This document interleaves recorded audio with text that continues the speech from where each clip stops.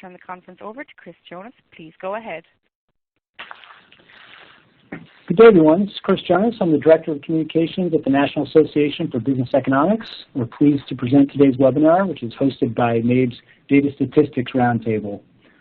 Before we start, I just want to mention a few upcoming NABE events. Save the date for Tech 2020, which is NABE's Tech Economics Conference taking place November 8th through 10th in Seattle. World-class business economists will elaborate on the emerging and future data science needs in economic research and practice. NABE's pleased to co-host Tech 2020 with founding partners Amazon, Google, Microsoft, Netflix, and Zillow. Registration is now available for this event on NABE.com. I also wanted to mention some upcoming CBE courses. This is our Certified Business Economist program. I will host a number of continuing education programs in the first half of the year, including courses in Dallas in April. We'll be in New York, Toronto, Chicago, and Seattle this year. Stay tuned for more CBE updates. The full CBE calendar can be found on the Education tab on NABE.com, and we also dropped a link there in the Links tab on the webinar screen. I also did want to point out that NABE's job board, econjobs.org, has recently been relaunched with enhanced privacy controls and usability features. You can head over to econjobs.org to find your next job or to post open jobs at your firm. Okay, on to today's webinar. Please note that today's event is being recorded, and the recording will be available to NABE members later today on the podcast page. We will have slide presentations during this event. You can download the presenter slides in PDF format separately in the Links tab on your webinar screen. The webinar will include a question and answer period after the presentations. However, if you have a question, you can go ahead and submit that question at any time during today's event. Just type a question into the box on the left side of the window and then click on Send. And now it's my pleasure to introduce our moderator for today's event, Sara Rutledge, who is Managing Director of Real Estate Products for StratoDem Analytics. She's also a former NABE Director and co-chair of the NABE Data Statistics Roundtable. Sara, I will turn it over to you. Thanks, Chris. Welcome to the first NABE Data and Statistics Roundtable webinar for 2020. This afternoon, we've convened a panel to discuss recent changes to CPI methodology. The Bureau of Labor Statistics regularly enhances the CPI to improve its accuracy, and in recent years has increased use of alternative data sources to improve its measurement of consumer prices. Rob Cage, the Assistant Commissioner for Consumer Price Indexes at the Bureau of Labor Statistics, will begin our webinar by sharing more about these changes. His research interests focus on price index number theory and mitigation of substitution bias in official statistics, developing index methods to apply to high-frequency, high-volume transaction data, and developing index methodologies for population subgroups. He holds a BA in economics from Wake Forest University, a master's in planning from the University of Virginia, and a JD from the University of Maryland Law School. Following Rob's presentation, Kathy Bostjancic, I think I got that right, Kathy, the Chief U.S. Financial Economist at Oxford Economics, will offer a data user's perspective on these improvements to the CPI. In her role at Oxford Economics, Kathy is responsible for assessing how the macroeconomic outlook will influence Federal Reserve monetary policy and financial markets. So it's been a busy week for her. Kathy has worked at Citicorp Investment Bank, Union Bank of Switzerland, Merrill Lynch, and prior to joining Oxford Economics, she was the Director of Macroeconomic Analysis at the Conference Board. She holds an MA in Economics from New York University and a BA in Economics from Rutledge College. Before we kick it off, I'd just like to note again that questions can be typed into the chat box at any time during the webinar, and we'll address those questions after the presentation. And now I will pass it over to Rob to get us started. Okay, thank you, Sara. It's a pleasure to be here to talk about CPI improvements, both past, present, and future. There we go. All right, so I would like to start by reminding everyone that the measurement objective of the CPI is to approximate a conditional cost of living index, or COLI, which we define as the minimum expenditure in a current period to achieve the same level of utility as a base period. And if we want to avoid the use of that amorphous term utility in the definition, we can describe it as the amount of expenditure change required for a consumer to be indifferent between current and past prices. Now, it's this measurement objective that serves as the overarching principle that guides all of the improvement activities that we undertake, because at the end of the day, we want our index products to more closely approximate this target COLI objective. Now, of course, our budget precludes us from obtaining a census of all consumer transactions that occur in the marketplace, so we have to select a scientific and representative sample of prices. And to do that, we classify all possible transactions into like-kind or homogeneous bundles for sampling purposes.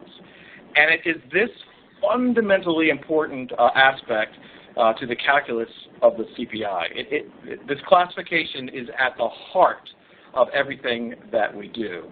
So on the goods and services dimension, the infinite set of eligible consumer goods and services are bundled currently into 243 component groups, which we call elementary item strata, in 8 major groups. On the geographic dimension, the set of 929 to almost 1,000 metropolitan areas, or technically core-based statistical areas, are bundled into 32 component groups, which we call elementary areas. And it's this product of the 243 item categories and 75 areas that create our building blocks. So there's 7,776 component indexes. The calculation of the CPI each month starts with the price change estimation for each of these 7,000 plus cells. Most of our methodological improvements are laser focused at this level. This is where most of the measurement issues and complications reside. So if we can reduce the measurement error here, we're really going to get the biggest bang for the buck. So this is our focus. As there are fewer issues associated with aggregating these components into the published numbers. So just the following bullets on this slide 5 illustrate some of the numbers in our current production activity. We have almost 500 data collectors out in the field collecting data, a sample size of roughly 20 to 25,000 establishments, roughly 80,000 plus individual prices collected every single month. However, the sample size is larger because some of our items are priced bi-monthly instead of monthly, and just shy of 6,000 housing rents collected per month. So traditionally, we collect data, as most of you know, physically in the stores on a computer-assisted personal interview tablet, but we also collect data over the phone and by manually keying internet prices.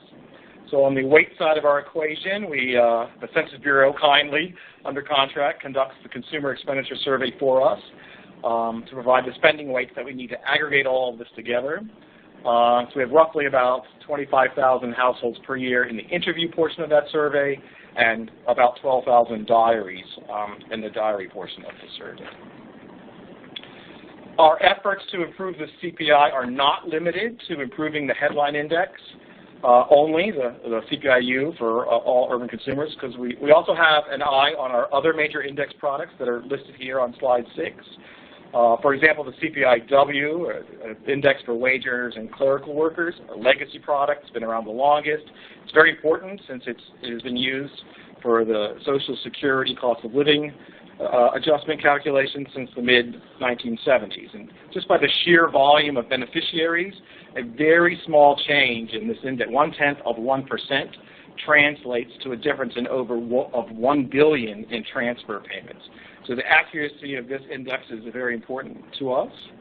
The change CPI-U, as a result of the Jobs and Tax Cuts Act of 2017, this index got its first legislative use. It's now the product used for federal tax bracket adjustments, so we want to maintain the accuracy of that product as well.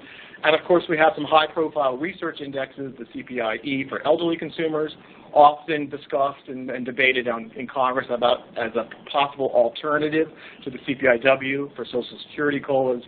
And we have a research series which the Census Bureau is actually using in the calculation of real median income statistics. So our focus is on all of these products. So improvements, you may be asking why there's an image of a duck on slide 7. This may be a strange metaphor, but it's meant to illustrate that perhaps what CPI data users see when looking at the BLS from the outside, or is, on the surface, it may look like not much is going on in the CPI program. Things may appear calm and slow moving, but that is not the complete picture. Below the surface, things are moving at a fevered pitch. We are continuously in motion working on research and development activities designed to maintain and improve the accuracy, relevance, timeliness, and transparency of our index. In fact, we've made over 75 improvements since the 1996 Boston Commission report, which will have its 25-year anniversary next year. Stay tuned for a Commissioner's blog or article on that probably next year. So when we talk about relevance, we're talking about more products. Timeliness, we want to be able to release closer to the beginning of the month. Transparency, we want to improve our website and with better explanations of our methods. And when it comes to accuracy, we want to reduce overall measurement error, which can be broken down into variance sources and bias sources. So I have listed here on slide 7 some of the suspected biases that have really been leveled at that lower level component. So the first 4 here, lower level substitution bias, new goods, quality adjustment, new outlets, these are problems or alleged biases that crop up and impact our those 7,000 elementary cells. Chain drift and upper level substitution bias affect our second stage aggregation. But with the incorporation of more and more transaction data and the availability of using index methods on this high volume, high frequency data that not necessarily have to rely on traditional orthodox match model methods, chain drift is now potentially an issue also at that lower level. So we have an eye on that as well.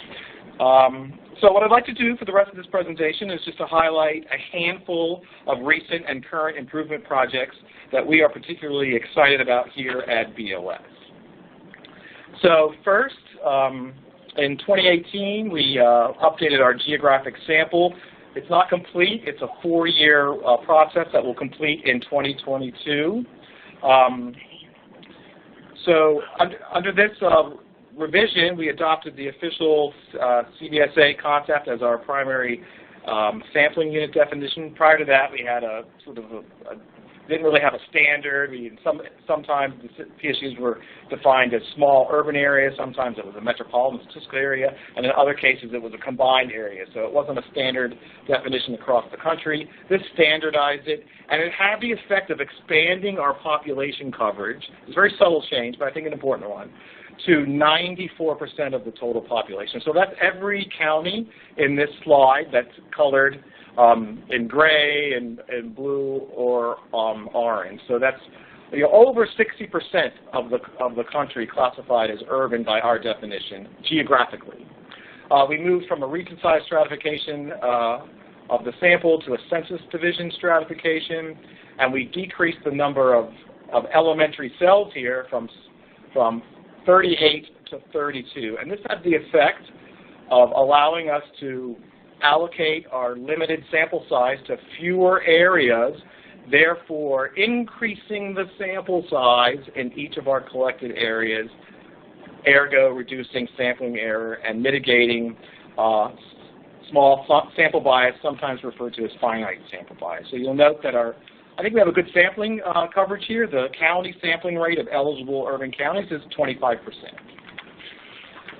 Okay, the next improvement is updating our market basket classification. The last time that we did this was in 1998, so we just kicked off a research team last year to look at completely reclassifying our market basket of elementary items and categories. Of note here is that we want to take a look at COICOP, which is classification of individual consumption by purpose. It is the universal standard internationally. The 5 agencies listed here on this slide have endorsed this classification for use in the construction of CPIs. So the advantage of taking a look at this and considering it for our use is it would make international comparisons of the U.S. inflation numbers easier with other countries. So for us, it's like, why reinvent the wheel here if there's a great deal of overlap with the COICOP? It might be Pareto optimal for us to adopt it in whole or part. I will say there's going to be a lot of problems. It's not likely that we will adopt it in whole. Just as an example, it's really the classification is based on European markets by and large. And so as an example, they have a strata called vegetables, tubers, plantains, bananas, and pulses. So right off the bat, they're classifying bananas as vegetables and not fruits. So we classify a banana as a fruit. And they have terms like tubers and pulses. These are words that are not widely used in our lexicon, so it may not resonate with our users if we adopted COICOP in full. But we're taking a look at it. We have no planned implementation for a change, however. Okay, on slide 10, we have improvement that we're very excited about. Was we recently consolidated the point of purchase questions that were asked in an independent separate survey called TPOPS, Telephone Point of Purchase Survey, into our Consumer Expenditure Survey apparatus, which is the source of our expending weights. The questions were added in CE in 2019, and we ended TPOPS administration in October of 2019. So the problem here was that, for most of you that you probably know that the TPOPS was used as the source of our outlet sampling frame for our CNS pricing survey since 1997. It served us well for over 20 years, but it was a landline-only random digit dial frame, and so our response rates were deteriorating as more and more households were becoming cellular phone only. So OMB mandated us to add cellular phone numbers to the frame of the survey. That skyrocketed our costs, and it plummeted our response rate. So it was clear to us 4 or 5 years ago that this was not a sustainable solution, and so we decided to jettison that survey and add the questions to CE. Now that increases the household burden on the CE respondents, but aggregate-wide view, we think it lowers the household burden. We've also improved our IT processing system for this data, which will match the reported outlets in CE to the Quarterly Census of Employment and Wages longitudinal database, which many of you might be familiar with, and this will improve our address refinement, make it more automated. And we also have some planned IT enhancements here that will provide flexible alternative sampling methods for us, which we think will help improve the representativeness of those elementary cell samples. So for example, right now we have a very rigid one way to select our samples, but in the future we can maybe use multi-stage sampling, for example, and better control for geographic location within our sampling areas where we think geography is a price-determining characteristic. Okay, slide 11. Another improvement is enhanced data review. Prior to 2010, we actually did all of our review of the micro-level price data at our index on paper listings. So this became a computer-assisted operation in 2010. Currently, roughly 25 to 30% of the collected prices each month are manually reviewed. The rest are reviewed automatically by business rules. And what we want to do here is simply improve how we do that review and make the process more efficient, notably to improve some of our quality adjustments, which require currently a lot of manual keying, and that's a potential source of non-sampling error, so we want to reduce those possible errors. Okay, slide 12. Another exciting project is enhancing our current data collection forms and processes. This is a project that we recently kicked off. With a planned implementation in late 22 or early 2023. Right now we had an aging fleet of tablets in the field that we just replaced with Microsoft Surface Pro tablets, so that was a plus. But currently, our application is hard programmed on the tablets. We're not in the cloud. It's not web-based, so it takes about up to 24 hours for the collected data to be transmitted to the national office. If there are problems with those tablets in the field, it can take up to weeks or months to do the patches, and so that delays sort of processing times. So the plan here under this improvement initiative is to move to web-based collection apps and move all of our transmissions to the cloud. We think that will potentially enable respondent self-reporting apps, and there'll be opportunities for additional data checks and verifications at the point of data entry. And most notably, it will give us real-time capture of the prices as they're being collected in the field, and that could speed up our production timeline, improving timeliness. Okay, so I think slide 13 starts the improvement that we wanted to focus on here today, which is activities that are underway to incorporate alternative data sources and collection modes. So for the past 10 years, we had been experimenting with one or two sources of respondent data, a couple of respondents that were willing to share essentially transaction data with us.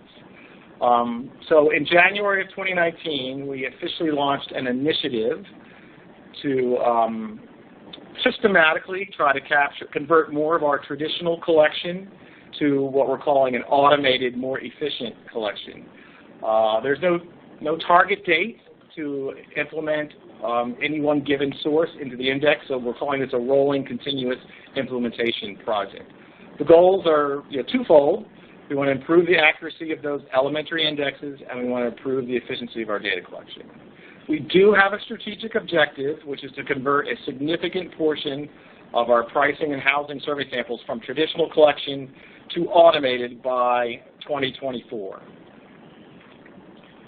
And what do we mean by automated? So some of our targeted alternatives include respondent self-reporting, secure transfer of respondent transaction data, which would be structured data, that would be preferable. But we'll also take secure upload of semi-structured or unstructured respondent data, use of APIs, and even web scraping. And lastly, if all of those fail, we're considering data acquisition via third-party vendors. But our preference is respondent data, because this will allow more control and provenance over the input data as compared to the data supplied by third-party aggregators. Okay, so this is a snapshot of alternative data that are currently in use. This is by the relative importance or weight of the index. It's about 3%, and that black line there illustrates where we want to be in 5 years. So postage and used cars have been alternative data sources since I've been here for 30 years. But in 2016, we added prescription drugs from one pharmacy, and in March of 2019, we added some transaction data from one retail respondent, mostly apparel, but also household goods.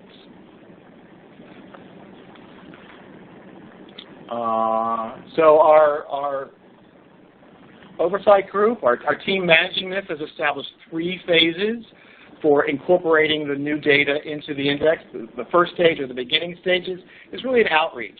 This is where we're going to be seeking permission from corporations to obtain scanner data or to scrape company websites. We work with cooperation to negotiate the requirements, the granularity, the delivery mechanism, so on and so forth. And we want to be able to collect a little bit of back period data to build a time series for research to begin. So right now we have some examples that are in the works at this stage, or some food away from home, some restaurants, lodging away from home, and some additional apparel companies. After those beginning stages, and we actually have the data here, we begin the research phase. At this phase, we're doing a real inside-the-hood quality assessment and fitness of use of the data.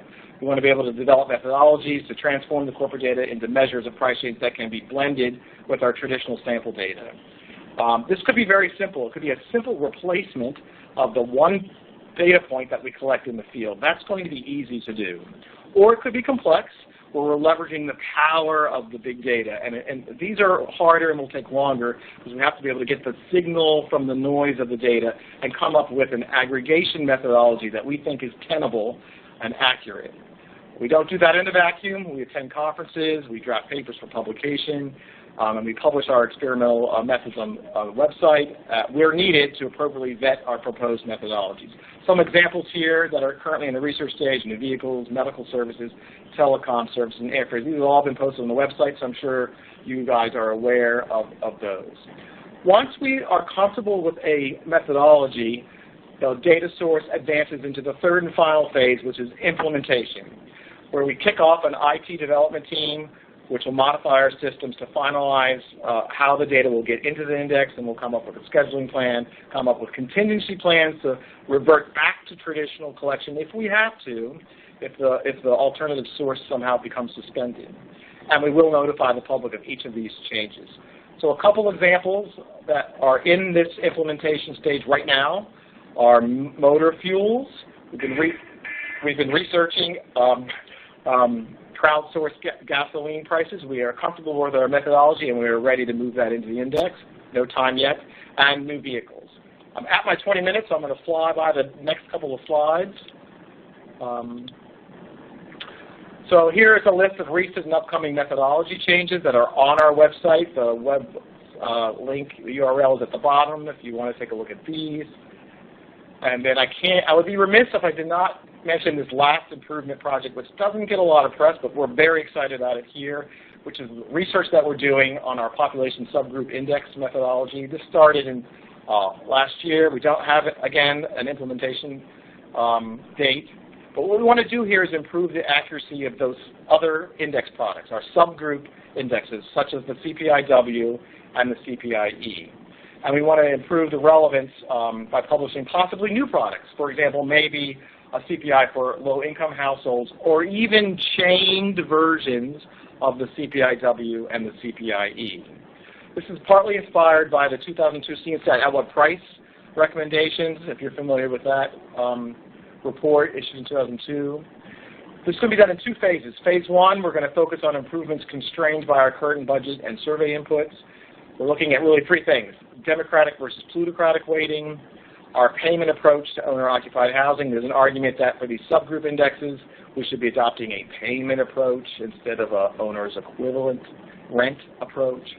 And of course, there's big interest in mitigating substitution bias in these indexes by adopting our Tornquist index. So we're looking at, can we do that given the small sample size we currently have in the CE. Phase two would require a budget initiative from Congress, so that we have money to examine the price change heterogeneity that might be occurring at the elementary level that we would need to control for. Lastly, we revamped our website, so I just wanted to give you guys a couple screenshots so you know where to go to find information about all of these improvements. At the very top, we have some nice drop-down menus. All notices on upcoming changes will be posted under the About CPI, under the Notices link shown here. And also, we are about to put up more of our experimental and research index series under our research subpage. For example, the CPI-U, the CPI-E, it's not, you have to be on an email list to get that. We're going to post it here, and so stay tuned for that. So I went a little bit over. Apologize for that, but that's all I have for you this afternoon. Thank you, Rob. While we get the slides switched over, now we're ready for Kathy to weigh in. Go ahead, Kathy. Thank you, Sarah, and thank you, Rob. So I thought what I would do is first just kind of illustrate as a user of the data, right? So every month I'm watching the release of the consumer price data, I'm analyzing it, and writing up a quick note. Okay, what do the latest data show us? How does that fit into the big picture view we have of inflation? How does the Fed Reserve interpret the data? So that's from a user standpoint, that's what I'm looking at a very top level. And then I'll talk a little bit about some of the granularity as I'm looking at the data and trying to assess, what trends are moving or changing, what are the individual categories themselves, how are they affecting, whether it's headline inflation or core inflation. And I'll definitely be highlighting some of the categories that Rob mentioned that either have been enhanced already using alternative data sources, or ones just that I observe are quite volatile, and others as well. But let me start just with the broad overview here. Consumer prices are critical. in terms of particularly what I do is the assessment of how the Federal Reserve is going to drive monetary policy changes. And as I'm sure all of you know, as inflation has been quite muted, and actually when you look at some of the measures lagging behind expectations. What we know, just looking at the chart here illustrates this, but what we know is that headline consumer prices are very much affected and skewed by changes in food and energy prices. And particularly energy can be quite volatile, so we'll really focus a lot of attention on core CPI, as will the Fed, and in ways core CPI is sort of seen many times as a forecaster or sort of a leading indicator of what overall inflation will look like.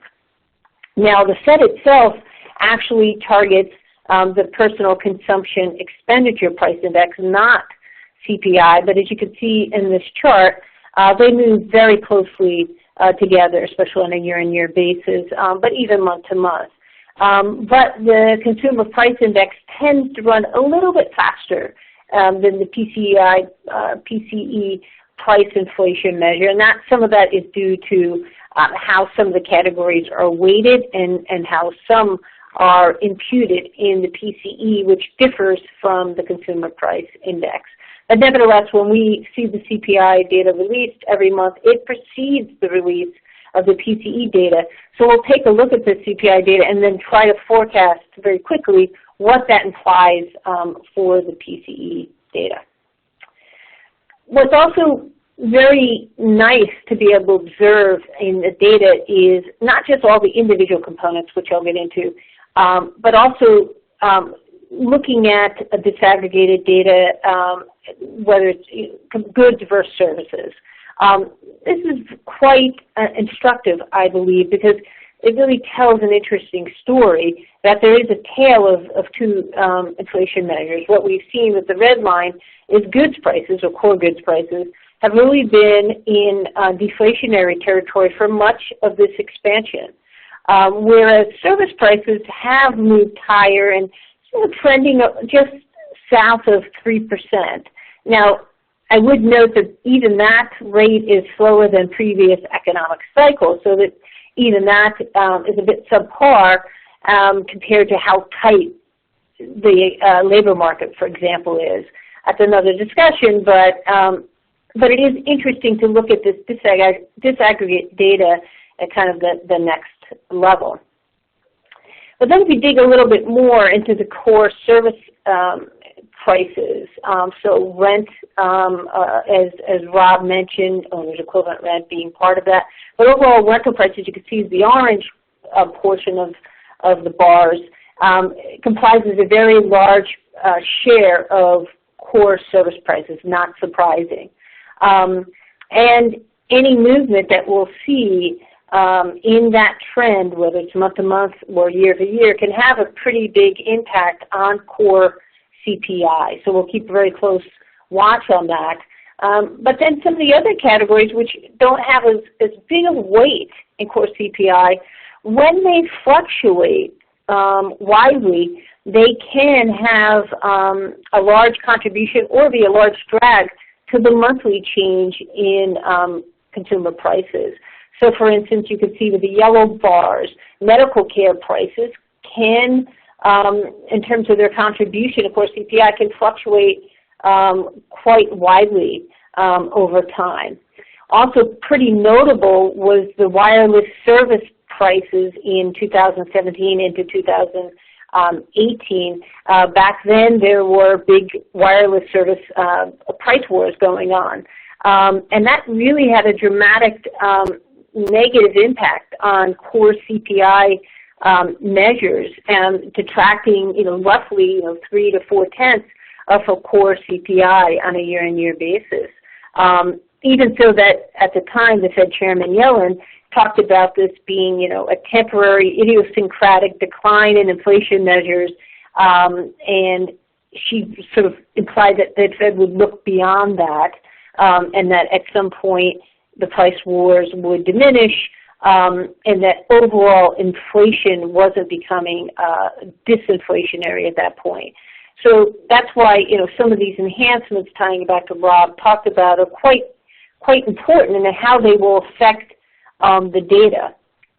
And here you can see very clearly, so I have core CPI, which is the red line, year on year, and then I have core CPI excluding these service wireless prices, and you can see really the notable impact that it had. It was temporary.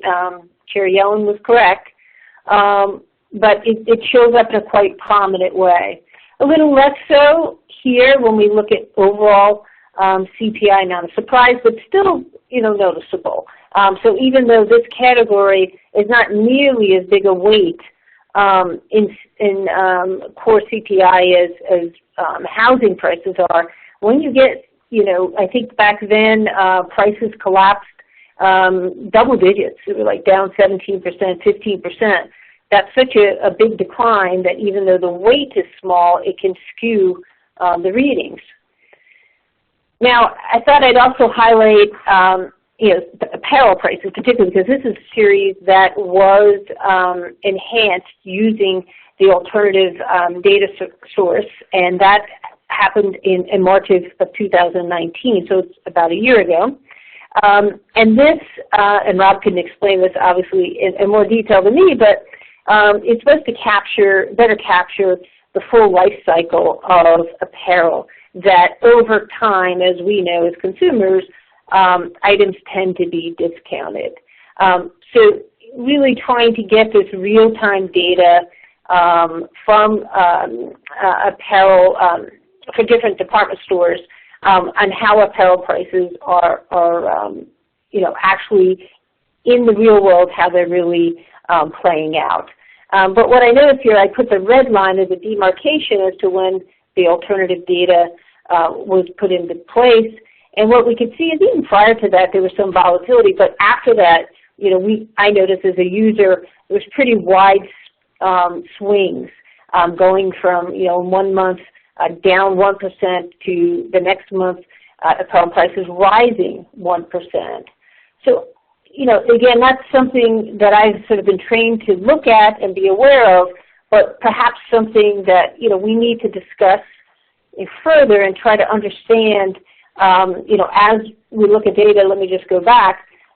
Yes, we want to make use of the big data and real-time data, but it does make it a little more difficult to get a true read on what's happening in different categories. Now, the year-on-year is a little bit smoother, but it's still quite volatile, where you'll see mostly the trend seems to be deflationary, but then, any given month it sort of popped up into positive territory, and then it turned back deflationary. So again, it makes it a bit more challenging, I think, for economists as the end users, but also for the Federal Reserve as well, and for financial market participants, trying to really understand, what's really happening on the inflation front. Many times what we'll do after the data come out, we'll look at the categories, and if we see wild swings, we'll exclude those. So it's not just food and energy we'll exclude, but we'll say, okay, excluding maybe apparel prices and used car prices, or maybe these categories together to track it, let's say, 1/10 or 2 off the core CPI to put it in perspective for our clients. I also included medical care commodities. Again, a category that is quite volatile month to month.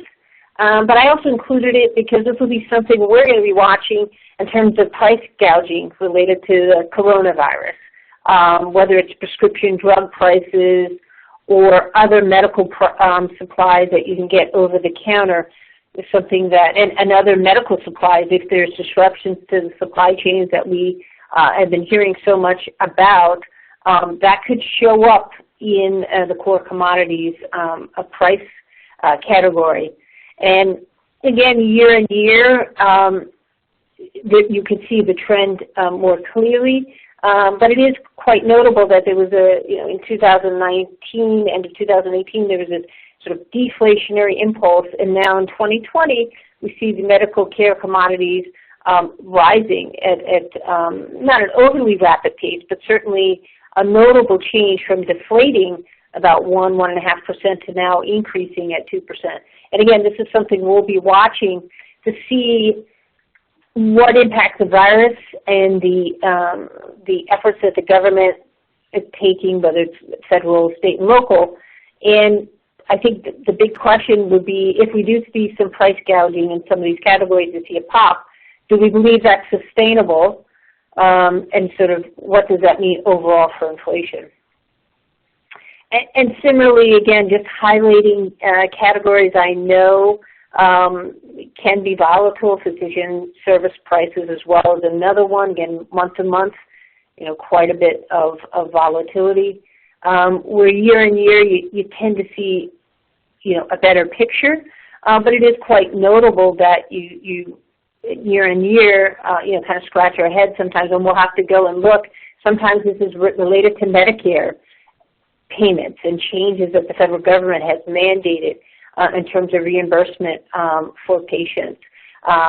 So it's, again, important to try to keep a gauge of the year-on-year trends and try to understand why things would shift so quickly. It's going, again, from 2017, rising at a 4% clip roughly, and then all of a sudden prices seemingly contracting in 2018. Is this something that is sustainable? Is this something legislated by Congress? And Rob had mentioned, I think, used cars and trucks in the past, I think, already had benefited from some alternative sources. But again, this and new cars are categories that we see are quite volatile, and many times will exclude those from a core measure, or at least will explain how the changes in that price affected core and headline inflation. And again, similarly, if we look at the year-on-year, a bit more moderation. And this, makes sense to me right now from what we can tell from different sources on the auto sector, that there tends to be, right now there's an overcapacity of autos or cars coming off of leases into the used car market. So we'll look for validation in the data that indeed there is some oversupply perhaps, and that tends to weigh on used car prices. I highlighted health insurance costs. Again, very interesting data on how it moves around, and I don't want to put Rob on the spot to try to explain all of these, but when I particularly look at the year-on-year and try to smooth it out, some of this fluctuations, I look at this and think, is there some kind of 4-year price cycle going on? So in the technology sector, there's different, cycles, 3-year, 7-year cycles. I was kind of struck by this. This was actually a few months ago. I was looking at this, that there does seem to be this cycle here where it starts to pick up quite notably, double digits, 20%, but then it starts to moderate rather quickly over time.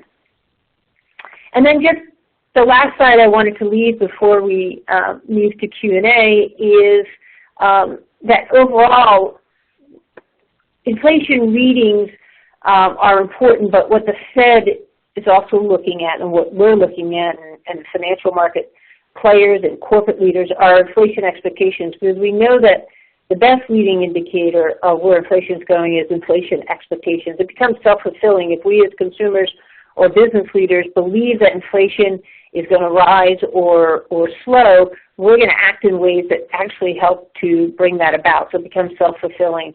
And what we have seen both on market-priced inflation measures, whether it's the TIPS market, the Treasury Inflation Protected Securities market, or consumer inflation expectations, they've been trending lower. I've used the University of Michigan 5-year forward inflation expectation. And what we know in this very volatile market right now, the Treasury yield collapsing, 10-year yields going below 1%, inflation expectations in the TIPS market have also fallen sharply. The 10-year inflation expectations now is about 1.4. The 5-year forward is 1.5. So that's also of concern to everybody. So, but let me leave it there, and so we can answer some questions. Thank you, Kathy. I will remind the audience that they can enter questions in the chat box in the bottom left. But I'll take my moderator's prerogative and ask a quick question as well. you mentioned research on shifting to a payment approach to housing versus owner's equivalent rent. It made me consider housing across the other areas of enhancements and improvements to the CPI. Are there any particular changes underway, perhaps in the market basket or using alternative data sources related to the housing component to the CPI? Okay, I think I only caught two parts of that question. So the first one was the payments approach to housing. So we're only considering this for our subpopulation group indexes. We're not considering it for our all urban consumer, sort of broader general inflation. The criticism is if an index for a subpopulation group is designed for an escalation purpose, for example, the escalation to a fixed payment like Social Security income. If you plutocratically, I'm sorry, I missed up this. So the CPI-E household subgroup indexes have a large weight for owner's equivalent rent. So it's an expense that they do not actually have out of pocket, but we impute this large weight. And so it dominates the CPI. It's one of the causes of the CPI-E tends to run higher than the CPI-U. And the argument is that homeowners are already getting equity if there's inflation to their owned housing stock. And so if you're using the index for escalation purposes, it's almost like double rewarding the homeowner. And we have the rental equivalence approach. So a payment approach where you would weight housing purely by what's out of pocket. So maybe the property taxes. If it is still owned under a mortgage, you would include the mortgage interest and then maintenance and repair. The argument is that's a better approach if the purpose of the index is for escalation. We are considering alternative sources of our housing survey. We previously looked at Zillow and concluded initially that it was not going to, the data did not serve our needs, but that does not preclude us from looking at it again and looking at other potential housing sources. So was there a third part of this question I didn't quite catch? Oh, no, you got it, Rob. Thank you. That's very helpful. And I agree on the payment approach. That would be interesting to watch. We have another question in for you, Rob, asking about what has changed for health insurance, noting that the shift in 2019 suggests that there could have been a methodology change in that segment. Okay, so I thank Kathy for highlighting some of these particular index series and sort of correlating some unusual movements that seem to be timed with some of our methodological changes. And we were chatting a little beforehand. Is this correlation or is this causation? So you're not putting me on the spot, Kathy. I've actually brought in a hired gun, Steve Reed, who's our senior economist, who will answer this question. Greetings, everyone. I might have spoken to some of you on the phone in the past. So there certainly has been an acceleration in the health insurance index, very obviously. And that is based on a much higher measure for retained earnings, which is a big factor in our health insurance index. And, the timing is such that the acceleration started after we changed the source for one of our factors that we use for retained earnings. However, we don't have anything to say about whether there's causality there. We haven't simulated what it would have been if we hadn't changed the source. We think it's accurate that these retained earnings are higher than they've been in the past. I think other sources corroborate that. There is an issue is where some of the increases in retained earnings are rebated, and that's not currently something we capture. So there's an argument there that maybe we're sort of overstating retained earnings if we're missing the rebate portion. But in terms of the pattern of health insurance, that sort of 4-year cycle, we don't have anything to say about that. There's nothing in our method that would lead to a 4-year cycle. My intuition is that that's probably somewhat coincidental and not necessarily likely to continue in the future unless there's further coincidences. There's nothing in our methodology that would drive that. Nothing systematic that we do that explains it. Right. Did that cover it, or was there anything more specific? No, I think that covers the question as written. Kathy, did you want to comment on that as well? No, it's quite helpful. You know, I didn't want to necessarily imply that there was something systematic. It could even be something in the industry itself that's going on. So maybe the data were reflected honestly and truly, but it is certainly something that's sort of eye-catching. I guess in terms of, it's interesting, I actually was going to pique my interest to understand a little bit more of these retained earnings. And as you said, maybe they're rebated but not captured, so that's an interesting point. So I appreciate that comment. And thank you for jumping in. I appreciate the bonus panelists for health insurance. Very helpful as well. So there's no more questions at this time. So maybe I will give the panelists an opportunity to ask any questions of each other from their respective presentations. So this is Rob. I do have a question for Kathy. I thought it was very interesting at the beginning. You were making comparisons between the CPI-U and the PCE. And I was just curious if you look at the movement of the chained CPI-U and how it compares to the PCE. Since the chained CPI-U uses a Tornquist formula to capture substitutions that might be occurring across categories, it's more similar to the index formula used by the PCE price deflator, which is a Fisher. They're both classified as superlative indexes. So I was just wondering, to the extent as a user that you analyze and track the chain CPI-U. Yeah, so we do look at that as well, and I think that's a great point, that the methodology is similar in doing that. So you're kind of looking at apples to apples comparison. I don't have it in front of me right now, but I will look back to see if you still see that sort of persistent overshoot. I believe that we do, and I think it's more related to some of the weighting in the PCE that is different than you have in the CPI, but particularly for medical costs is something that shows up. So it's sort of known that you tend to, and when you look at CPI, you sort of implicitly know that the trend will overshoot the PCE. So even when it was running a little bit higher, above 2%, when you account for the difference, it's actually still below, the PCE is still below 2%. I think that's an excellent point. In the CPI, the weight that we assign for medical care is limited to the out-of-pocket expense of the consumer, while in the PCE, it's the total expense of the health insurance premium, so it's that portion also paid for by the employer. So the PCE, medical care has a much larger weight than PCE, so I think that is explaining a lot of the difference. Good point. Yeah. It's very complete. Yeah.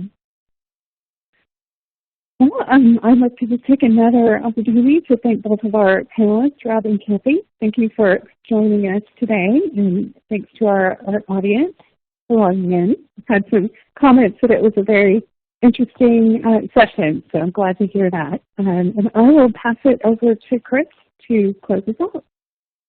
Great. Thanks, Sarah, and thank you, Robert and Kathy, and I want to thank everyone for joining.